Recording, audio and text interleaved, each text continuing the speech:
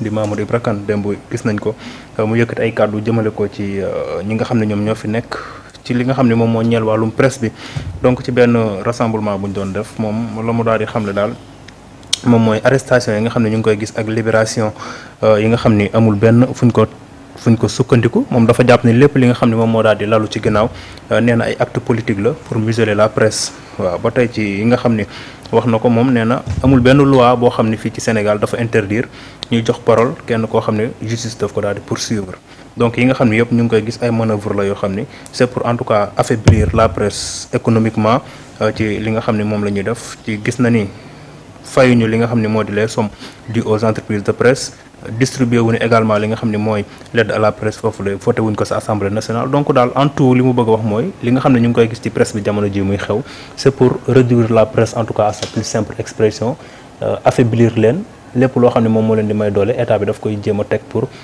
tëj li nga xam ne moo di gémmañu presse bi tey est-ce que jàpp nga ni liy xew ni yëpp loolu moo nekk ci ginnaaw. sujet boobu nag moom sujet toog ah non suñu sujet la ñun ñëpp parce que xam nga man sama réponse mën na cee dama ci développé lu bari. waaw man sama réponse mën na cee gàtt nag. parce que il faut identifier kan mooy wax ak ban titre la am moom mu ne mooy représenter patronat wu presse bi. oui moom Mamadou Ibra Kane. alors bu fekkee ni moom rôle am lenn rek la mooy défendre les intérêts matériels et moraux des organes de presse ou des entreprises de presse. est-ce que mën na waxee neneen lu noonu donc la réponse est automatiquement non noonu rek la mën a waxee. est-ce que li mu wax objectif na wala objectif là la question. effectivement est-ce que loolu moo nekk. alors tey. xam nga y a beaucoup de choses yu nga xamante ni lu ñu war a corriger la ci organisation yi nekk ci presse bi. mooy la mooy Mamadou Ibra Kane jiite patronat bi dafa amoon ñaari organe de presse yooyu existé tuñ ça veut dire donc moom bokkatul. Stades ak Sunu Lamb. amatul alors bu fekkee ni nag yow amatoo ay organe de presse kanaa bu ñuy séddale ñëpp dinañ ko séddale sauf moom objectivement nag bu ñuy jox les entreprises de presse subvention moom du bokk si ñuy jot parce que amatul ko loolu mooy benn. deuxième bi naam li mu wax ñun répété nañ ko fii ne amul benn texte spécifique bu ñu bind fenn ne ku yoon di topp duñu la dañ la tere nga interviewé ko wala nga defal li mais li la ci mën a fekk boo ko defee loolu la ñu wax te loolu dañu sukkandiku ci article 11 bu code de procédure pénale bi expliqué na ko clairement. Code de la presse à son article 5 également expliqué na lan la journaliste bi war a moytandiku ci dossier bu nekk ci yoon. et loolu bu ñu ko expliqué bu fekkee ni nekkoon naa fekk booy wax da ngay wax dëgg rek te yàlla rek tax. maintenant nag la situation de la presse ñun ñëpp ñoo koy dund mais lan moo ñu indi fii xam nga loolu moom mooy question fondamentale bi te question fondamentale boobu bu fekkee ni réglé wuñu ko donc on trouvera jamais la solution. nan la ñu def ba presse bi yegg ci situation bii nii parce que Wolof Njaay maanaam lu yëngu lu ne. lu ko yëngu la ko ëpp doole donc la situation de la presse li ko indi ba fii mais loolu la ñu war a xool ñu changer loolu alors presse bi lan moo nekkoon. modèle économique bu nga xamante ni basé ci lan ci homme politique bi di la manipuler di la jox li nga xamante ni moom mooy matière di la jox li nga xamante ni moom moo lay alimenter ngay nekk au service donc de l'homme politique. et bu fekkee ni la presse dafa nekk au service de l'homme politique mais kañ la ñuy wax indépendance de la presse kañ la ñuy wax donc la liberté de la presse parce que foofu la presse n'est pas libre parce que c'est une presse alimentaire. qui est manipulé derrière par un homme politique. D'accord. alors tey titre bi nga xamante ni moom la Mamadou Ibra Kane di waxee mais titre boobu dama jàpp ne bu fekkee ni les patrons de presse am nañu fulla en tout cas ñi ko jiital foofu war nañu ko wax hey waa ji. waaw yow amatoo organe de presse. waaw. comme amatoo organe de presse. il faut ñu jël ko nga xamante ni tey aujourd'hui mu ngi ci patronat bi mu ngi ci secteur de la presse et puis c'est pas parce que tu es journaliste rek. que tu as le droit ou le devoir de diriger les patrons de presse. alors que yow amoo benn organe de presse. organe de presse yi nga amoon suspendre nga ko. et organisation boobu CDEPS kan ak kan la regroupé. ñenn ñooy membres yi tey ba doon laajte les membres de CDEPS mën na am doo leen xam. mën nañ la wax peut-être les 4 grands ñoom ni ñu ko tuddee ñoom ñoo nekk CDEPS. donc CDEPS du kuréel gu am sax récépissé. est-ce que xam nga loolu. amuñu CREPS amul benn reconnaissance juridique. amul benn reconnaissance juridique. Voilà des organisations qui nous tympanisent à longueur de journée. Sans pour autant ñu jaar ci digg bi. lenn nag ànd naa ci ak moom. mooy que ni la situation de la presse ak nos nouvelles autorités véritablement war nañu ko régler. assainir donc les liens entre le ministère de la communication ak la presse. li nga xamante ni dañ ko warloo ak la presse mais ñi segg comme segg nañu ba ne ñii ñoom ñoo wàccoog yoon mais ñooñu li laay war a suuli li ñu warloo ak ñoom nañ leen ko jox. ñi nga xamante ni segg nañ leen ba yéen bokkoo leen ci da ngeen am lu ngeen manqué dem leen mottali mais ñooñu ñu ne leen ñëw leen mottali saa su ngeen mottalee ngeen mottal ngeen bokk ci ñi nga xamante ni ñoom la ñuy jox la subvention. parce que bu ñu ko voté à l'Assemblée nationale ba pare budgétiser ko génne budget bi mu dem au ministère mooy que ni dafa war a yegg ci les ayants droit quand même parce que situation presse bi dafa métti de. ñun ñu ngi nii situation bu métti lañ nekkee ba suñu internaute fi mu toll nii ñoom ñoo ñu perfusé. buñ ñu jàppalewul du ñu def émission. doy na waar de. xam nga cette situation également. oui. c'est malheureux. waaw. mais am na ñoo xam ne dañu mérité ndimbal am ñoo xam ne mérité wuñu ndimbal ñi mérité wul ndimbal nag di ko laaj ci réew mi moom moo bëri. waay absolument. donc CREPS daal jàppal ni li ma la wax nii.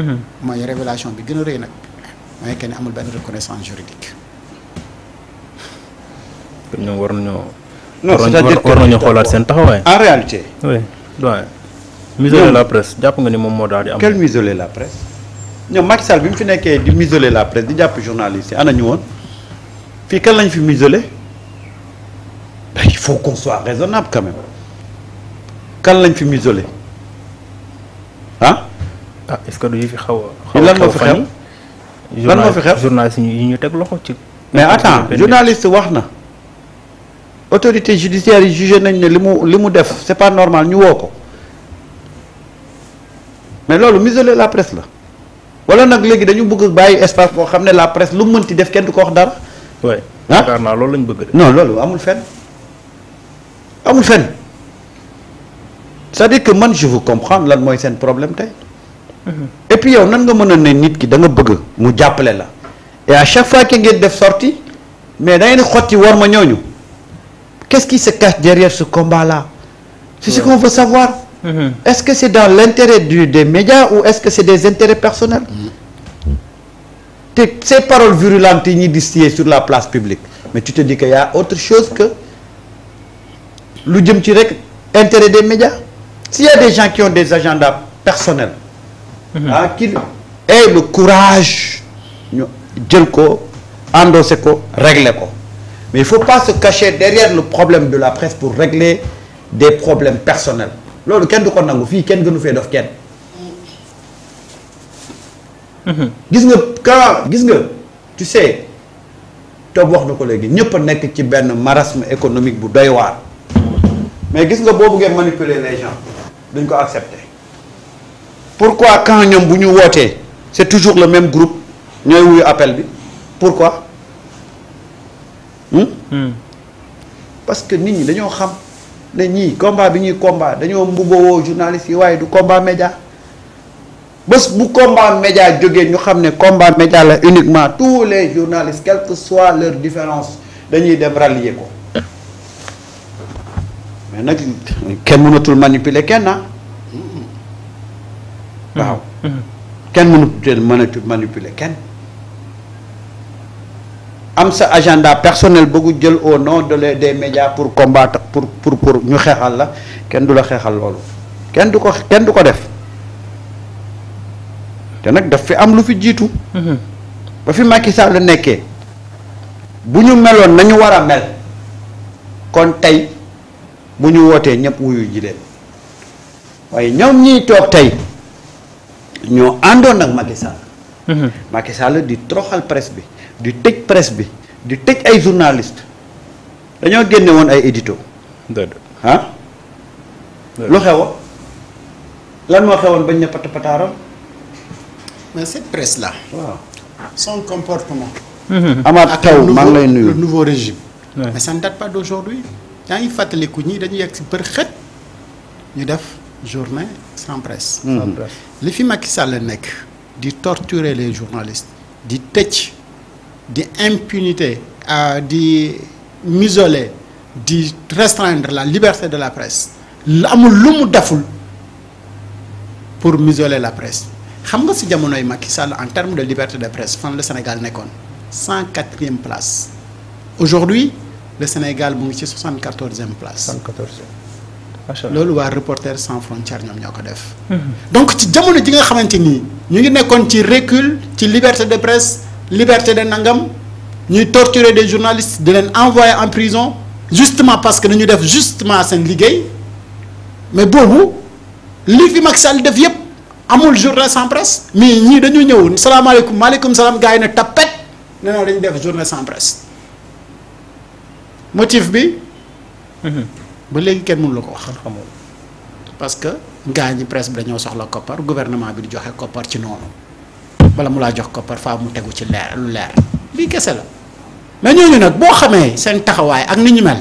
mais tu vas comprendre que mais ñii tamit mais ay nit yu ñemewul dëgg lañu rek mais nañu waxante dëgg on se dise la vérité entre nous. Le problème de la presse je l'ai dit et répété c'est toujours la presse. bu presse bi meloon ni mu waroon mel. konoon gaa ñi def li ñu war a def ak ñoom. mais presse bi moom moo def melul na mu war a mel. ah alors kan moo nekk membre wala super chat la. merci beaucoup Amath Taw merci beaucoup. oui xam nga moo tax ma ne la. gis nga fii ku fi am sa problème daal amal courage yu affronter ko nga wax ko nga mëne ko. waaye kenn dootu ñu mënee di am bateau.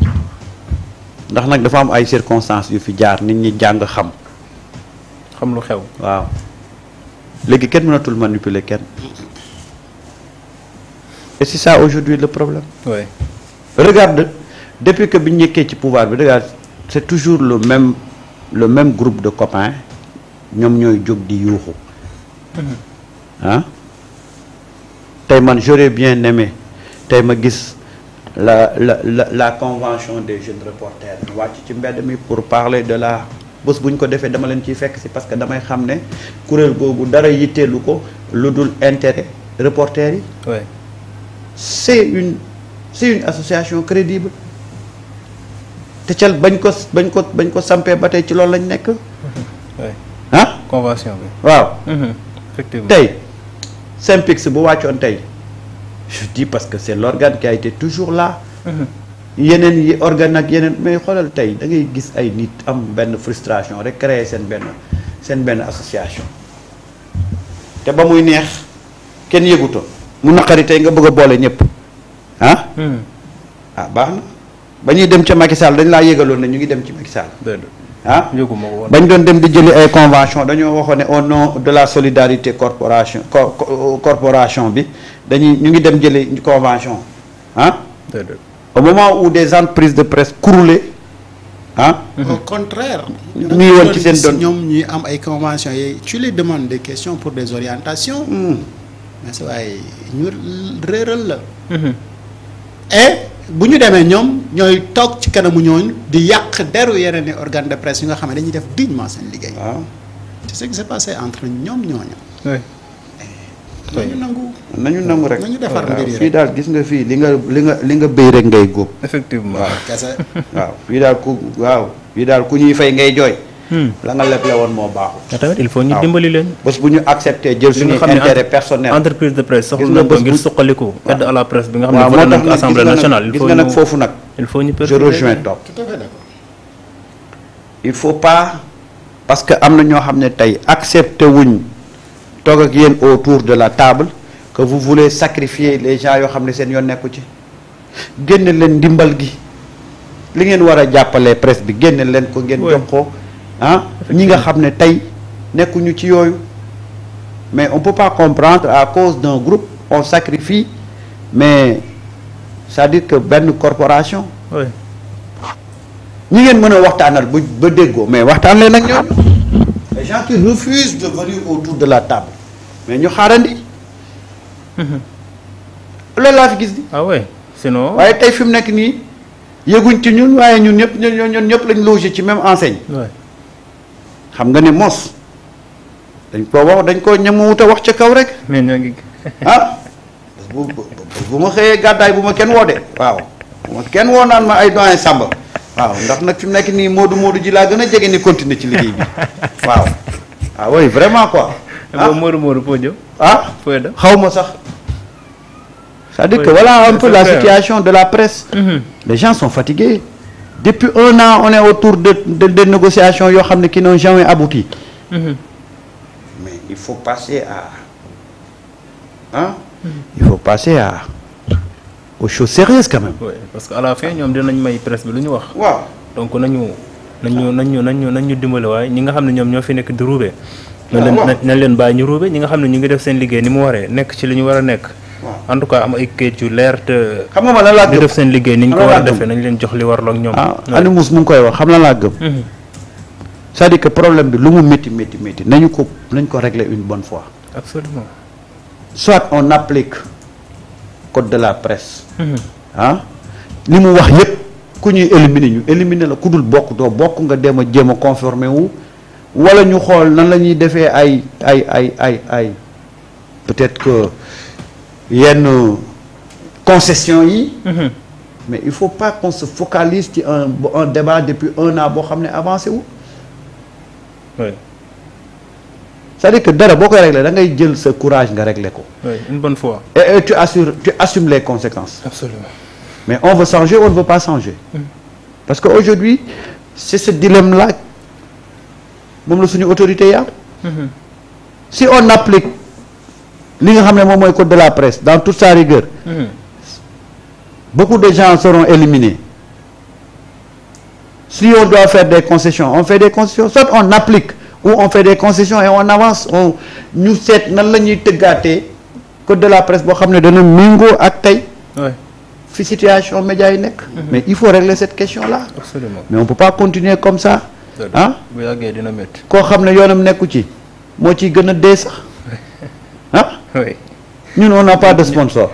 ñun amuñu ay link avec le prince de Marrakech. qui est en train de distribuer parce que am na ñoo xam ne dama lay waxal tey di coow li di bari yëpp.